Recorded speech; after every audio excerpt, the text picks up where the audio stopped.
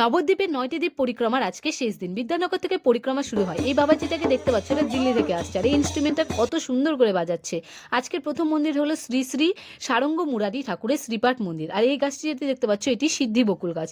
এই গাছটির বিষয়ে শুনলাম এটি নাকি সত্যযুগ থেকে আছে, আর এটি প্রায় মারাই গিয়েছিল, কিন্তু মহাপ্রভুর আলিঙ্গনে আবার জীবিত হয়ে ওঠে। তারপরে ওখানে আরেকটা মন্দির ছিল, সেটি হলো শ্রী শ্রী গিরিধারী কুঞ্জ মন্দির। সেখানকার ঠাকুর দর্শন করে আমরা চলে যাই শিল বৃন্দাবন ঠাকুরের জন্মস্থান ৮ নম্বর দ্বীপ মধুদ্রুম দ্বীপ। তারপরে বাবাজি আমাদের এই দ্বীপের কি মাহাত্ম্য সেটি বলে দিলেন। সেখান থেকে আমরা চলে যাই তপোবন, আর এটি হলো আমাদের শেষ দ্বীপ ৯ নম্বর দ্বীপ জম্বুদ্বীপ। আর এই দ্বীপের মাহাত্ম্য হলো এখানে জন্মমুনি এবং আরো অনেক মুনি ঋষি ও সন্ন্যাসীরা তপস্যা করেছিলেন।